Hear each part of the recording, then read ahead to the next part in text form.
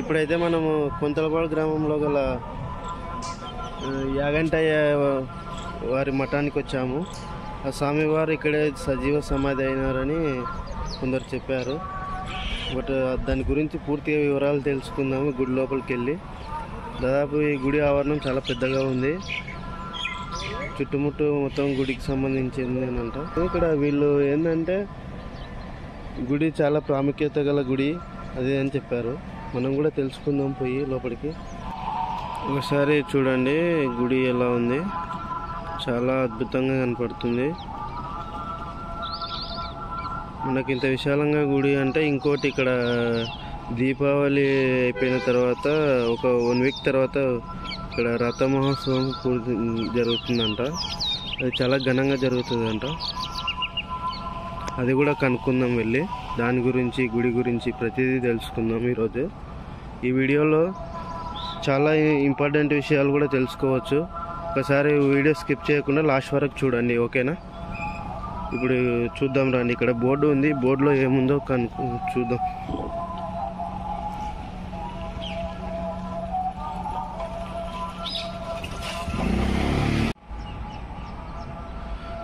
చూడండి బోర్డు ఎలా ఉంది. శ్రీ అంబా సహిత యాగంటేశ్వర స్వామి దేవస్థానము, కొంతలపాడు గ్రామము, ఒరకల మండలం, కర్నూలు జిల్లా. ఏదో ఇక్కడే మొత్తం రాసేసారు చూడండి. స్వామివారు ఏంటిది గుడి లోపల ఎలా వెలిసాడు మొత్తం మోసి. ఇంకోటి ఇక్కడ వచ్చేసి 300 సంవత్సరాల క్రితమే స్వామివారు గ్రామ వెలుపల గల 3 నదులు మరియు 3 గ్రామాల పొలిమేరలో కలిసే చోట శ్మశానానికి ఎదురుగా సజీవ సమాధి అయినాడు. దీని గురించి తెలుసుకుందాం మనం వెళ్ళి లోపలికి. ఎందుకంటే ఏదైనా ఒకటి తెలుసుకోవాలనేది మనకు ఆసక్తికరంగా ఉంటుంటేనే తెలుసుకోవాలనుకుంటాము. నాకైతే చాలా ఇంట్రెస్టింగ్ అనిపిస్తుంది. మళ్ళీ మీకు ఎలా అనిపిస్తుందో నాకు తెలియదు. వీడియో చివరి వరకు చూడండి, అది కూడా మీకు తెలుస్తుంది, ఓకేనా? ఇప్పుడు మనం లోపలికి వెళ్దాం పదండి.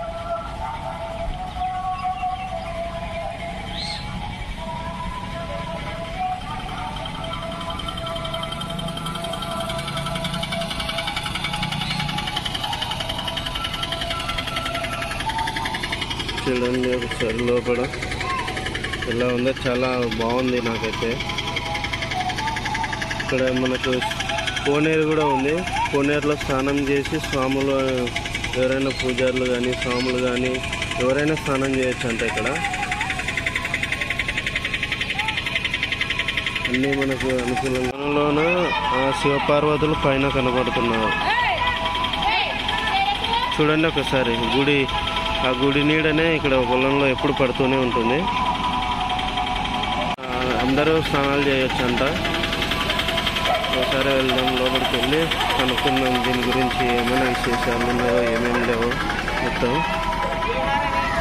లోపలికి వెళ్దాం ఇప్పుడు.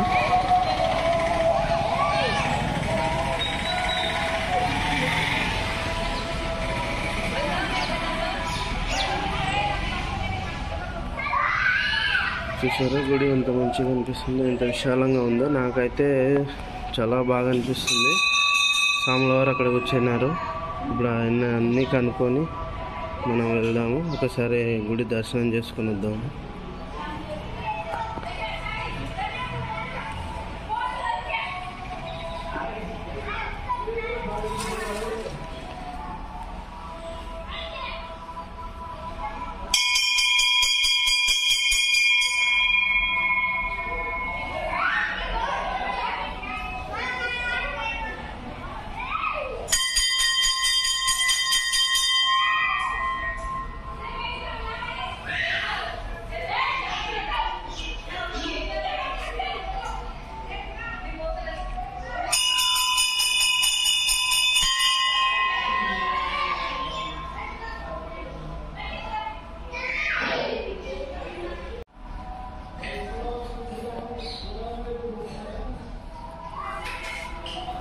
చూసారా స్వామివారు ఎట్లా ఉన్నారు, చాలా ఉగ్ర రూపంతో ఉన్నారు. అసలు ఆ కళ్ళు అవన్నీ చూస్తే ఎంత భయంకరంగా ఉన్నాడంటే స్వామి ఉగ్ర రూపం దాల్చినట్టున్నాడు.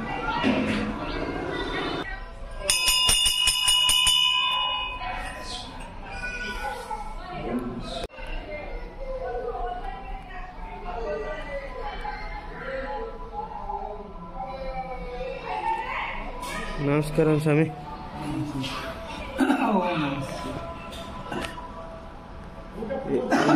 ఇందాక అక్కడ కలిసాం కదా గుడిలో, అదే గుడి గురించి తెలుసుకుందామని చెప్పి వీడియో చేస్తున్నా చిన్నది. ఒకసారి చెప్తారా సార్? కూర్చోండి.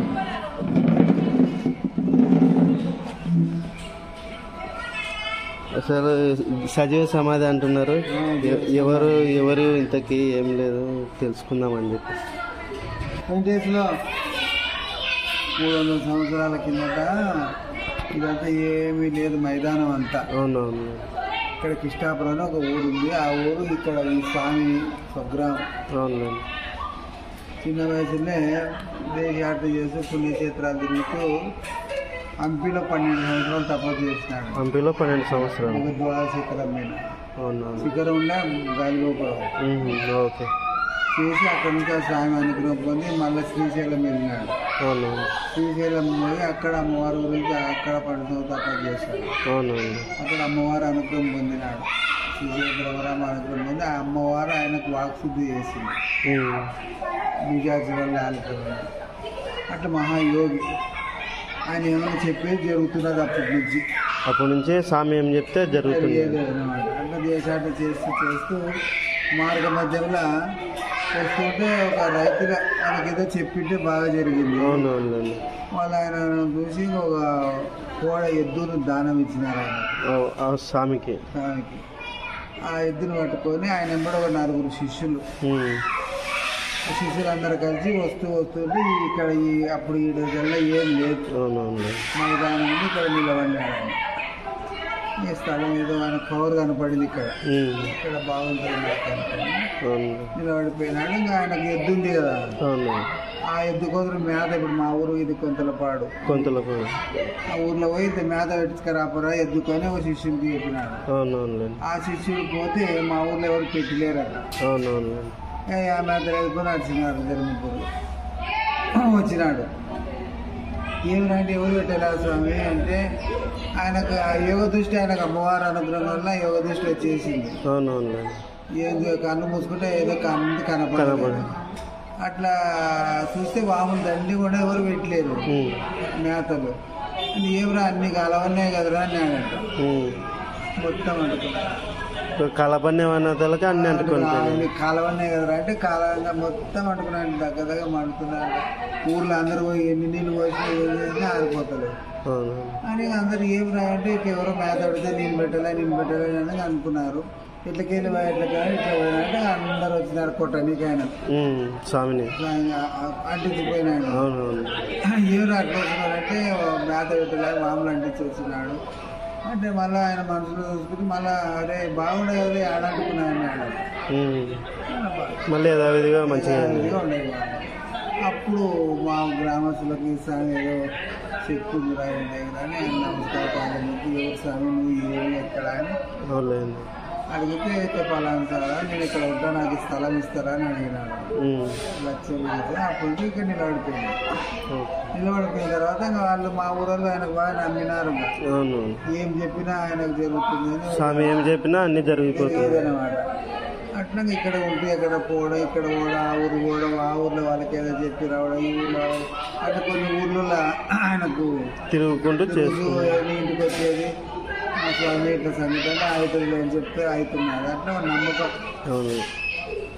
అట్లా ఈడ మా ఊరు రెడ్డి గారి అప్పుడు రెడ్డి గారి కమ్మోళ్ళు వాళ్ళ సంతానం లేకున్నాయి. అన్ని స్వామి చెప్పిన జరుగుతున్నాయి కానీ పోయి ఒక మాట అడిగి కాకుండా పిల్లలు లేదు. నా రెడ్డి వచ్చినాడు. స్వామి సంతానం లేదు అట్లా నా సర్లేరా నీ భార్య దగ్గరికి వస్తలేరా అన్నాడట. కొడుకు కూడతాడు. ఆ రెడ్డి ఏదో అపార్థం చేసుకున్నాడు. ఇంకా సరే ఏమన్నా కానీ సంతానం కావాలని వద్దు బయట తిరుగు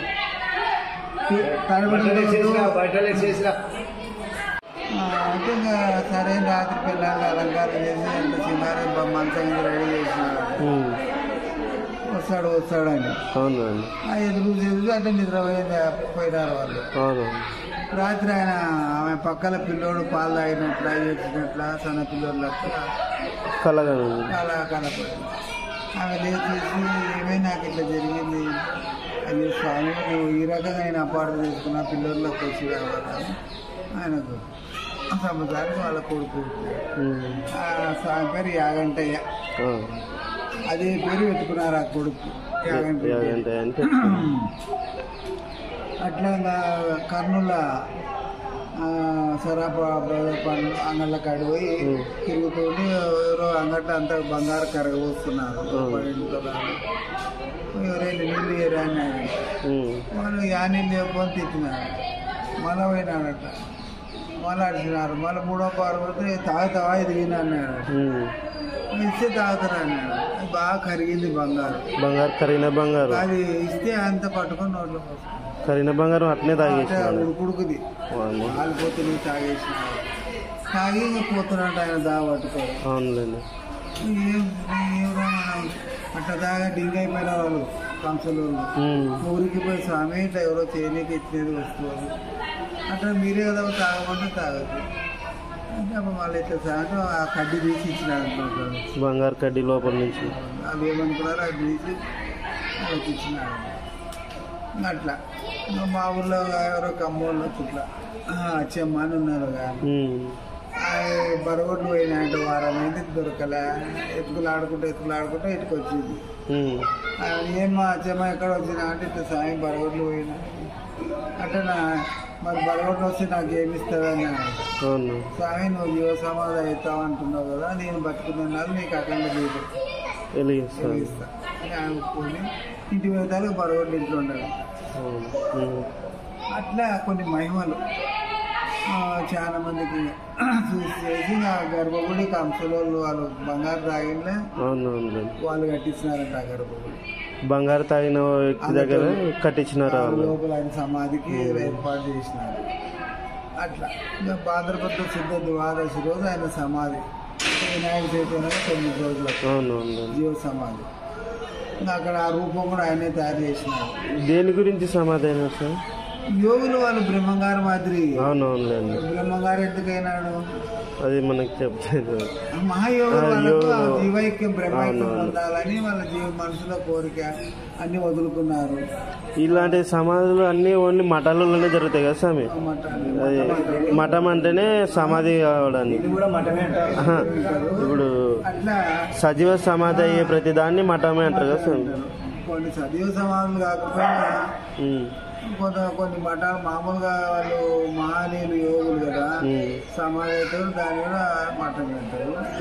అట్లా ఆ రోజు ఇక్కడ సమాధి మా సమాధి అయినాక తర్వాత ఈ గుడి అంతా కట్టించినారు మా గ్రామస్తులందరూ. వీటి వరకు ఇది 300 సంవత్సరాలు ఇది గుడి కట్టి. ఓకే. ఆ రోజు అన్ని తయారు చేసి అక్కడ అమ్మవారి ప్రతిష్ఠ చేసుకొని మూలకొండ బ్రహ్మరామ శ్రీశైల బ్రహ్మణ ఇక్కడ అంబ పేరు. అంబాస్ అయితే యాగంటేశ్వర స్వామిని పేరుకొని ఆ రోజు అంతా మా గ్రామస్తులకు చెప్పి సమాధి ఏర్పాటు చేసుకొని లోపలికి పోవడానికి గొడవ పెట్టుకున్నాడు. ఆ రోజు నేను పోతున్నాను అందరికి చెప్తే లోపలికి వెళ్ళిపోయి నా సమాధి అందరి ముందరనే మళ్ళీ 6 నెలలకు చూడండి అన్నాడు. 6 నెలలకు చూస్తే మళ్ళీ అట్టే ఉన్నాడు. చూడకండి అని చెప్పినాడు. మూసేసినాడు. ఇప్పుడు 300 6 నెలల తర్వాత చూసి మళ్ళీ నన్ను చూడకండి అని చెప్పేసి మూసేసినాడు. ఇప్పుడు 300 సంవత్సరాలు అయింది. అట్లా భాద్రపద మాసం స్వామి ఆరాధన నిన్న విజయదశమి రోజు నవరాత్రి 9 రోజులు పూజ అమ్మవారి కలిసి పెట్టి పూజలు చేసి 10వ రోజు పండుగ రోజు తెప్పోత్సవం చేస్తాము. కొనేటి అమ్మవారిని తీసుకెళ్తే తెప్పల కొనేటో ఉంటుంది. అది అయిపోయాక పాల్గొన మాసం పౌర్ణమి ముందర నవమి దశమి కాదు 3 రోజులు తిరునాల ప్రభుత్సవం రథోత్సవం పల్లకోత్సవం 3 రోజులు బాగా బ్రహ్మాండంగా జరుగుతుంది. శివరాత్రి తర్వాత ఒక వారం తర్వాత ఇక్కడ ఈ విగ్రహం అయితే చాలా గంభీరంగా కనబడుతుంది సార్. సొంతంగా తయారు చేసుకొని నిలబెట్టినాడు. ఇప్పుడు 300 సంవత్సరాలు నడుస్తుంది. మేము ఇక్కడ ఒక 60 ఏళ్ళు అయింది సేవ చేయవచ్చు. మీరు సేవ చేయవచ్చు. మా నాయన చేస్తుండే. మీ పేరు స్వామి? మా నాయన పేరు వీరయ్య, నా పేరు ఊరుకుందయ్య. ఊరుకుందయ్య. ఓకే. మేమే మీ కుల అంటే మీ వృత్తిపరం ఇదేనా? వృత్తిపరం కాదు, ఏదో మాకన్నా ముందు ఒక 3-4 పూజలు వెళ్ళిపోయినారు. అవునవునండి. తర్వాత మా నాయన పిలుచుకొచ్చి పెట్టినారు. మా నాయన బాగా చేసిన అక్కడ ఉండి ఫోటో మా నాయన ఇక్కడ ఉన్నది గడ్డ ఉంది. Okay okay. ఆయన తర్వాత ఇప్పుడు మేము చేస్తున్నాం. ఇప్పటికి 60 ఏళ్ళు దగ్గర అయిపోయింది. మంచి స్వామి, చాలా గొప్ప విషయం ఇదైతే నాకు తెలిసినంత వరకు. ఇది తెలియదు మనకి, ఏదో గుడి ఉంది చూద్దాంలే అనేసి. అంత పవర్ అమ్మవారే ఎక్కువ పవర్. అవునవును, అంత ఉత్సవాలు అమ్మవారి జరుగుతుంది. అమ్మవారి అంత ఆయన, ఎందుకంటే అమ్మను స్థాపన చేసి ఆయన వరం పొందినాడు కాబట్టి అన్ని తిరునాళ దసరా అంతా అమ్మవారికే పెట్టినాడు. ఆ యాగంటయ్య స్వామి అమ్మవారి అనుగ్రహం పొంది నిలబడినాడు. 12 సంవత్సరాలు అయింది. ఇంకా భక్తులు ఈ చుట్టూ పల్లెలలో చాలా ప్రేమతో వస్తారు. ఆ స్వామి భక్తి పుట్టింటికలు ఇంటికి చాలా మందికి ఉన్నారు. ఇది చరిత్ర. చాలా బాగుంది స్వామి. థ్యాంక్ యూ స్వామి. ఇటువంటి విషయాలు చాలా మందికి తెలియదు, వాళ్ళకి తెలియజేద్దాం అనేసి ఒక చిన్న వీడియో చేసి పెడదామని అనిపిస్తుంది.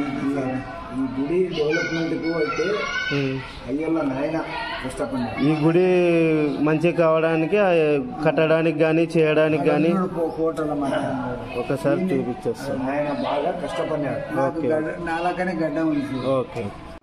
ఈ గుడికి మొత్తానికి నిర్మాణానికి కానీ, ఈ గుడి ఇంత ఘనంగా తయారు కావడానికి కానీ ఈ స్వామి అనంట. స్వామి పేరు వచ్చేసి ఏం పేరు, వీరయ్య స్వామి అంట. ఈ స్వామి మొత్తానికి కారకుడు అంట ఇక్కడ గుడి నిలబడడానికి, కొద్దిగా దీన్ని డెవలప్ చేయడానికి.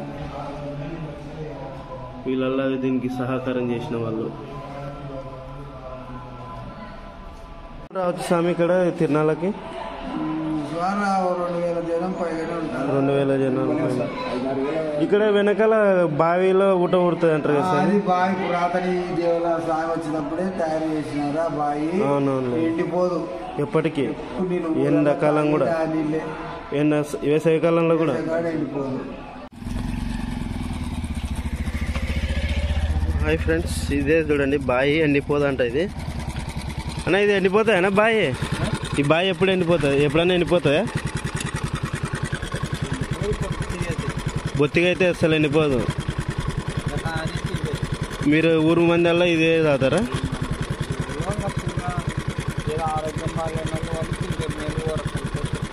అవునవును, మీ ఊరు జనాలలో ఇవే నీళ్ళే తాగేది. ఇది బావి 300 ఏళ్ళ ఆయన కట్టి. అదే ఓకే ఓకే. చూసారా ఫ్రెండ్స్, బావి ఎలా ఉంది? చిన్నగా ఉన్నా కానీ పొడుగు ఎక్కువ ఉంది. కాకపోతే నీళ్ళు ఒక్క చుక్క కూడా దీనిలో వేస్ట్ నీళ్ళు అనేవి ఉండవు. ప్రతిదీ ఒక డ్రాప్ పెట్టకుండా లాస్ట్ వరకు తాగుతారు. ఇంకోటి ఏంటంటే ఈ బావి ప్రత్యేకత ఏంటంటే ఊరు జనం మొత్తం ఇక్కడే తాగుతారు, ఈ నీళ్ళే తాగుతారు. ఇంకొకటి విషయం ఏంటంటే ఇది బావి ఎప్పటికీ ఎండిపోదంట, ఎండిపోకుండా అలాగే ఉంటుంది. ఇంకోటి కనీసం ఒక బిందె నీళ్ళైనా లాస్ట్ వరకు అలాగే ఉంటాయంట. తోడిన 10 నిమిషాలకే మళ్ళీ ఊట ఊరుతుందంట. అలా ఉంటుంది బావి. ఇదే గుడి, దీనికి వెనకాలనే గుడి ఉంది. చూసారా ఫ్రెండ్స్, ఈ గుడి గురించి పూర్తిగా తెలుసుకున్నట్టే కదా. ఎందుకంటే ఒక గుడి గురించి కానీ వాళ్ళు చేసిన మంచి పనుల గురించి కానీ తెలుసుకోవాలా.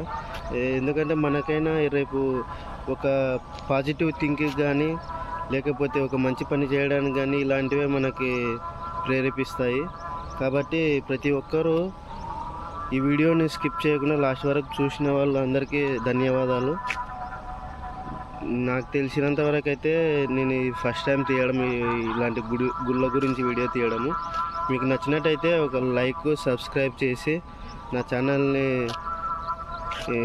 షేర్ చేయండి. దయచేసి సబ్స్క్రైబ్ చేయండి. ఓకేనా? Thank you guys.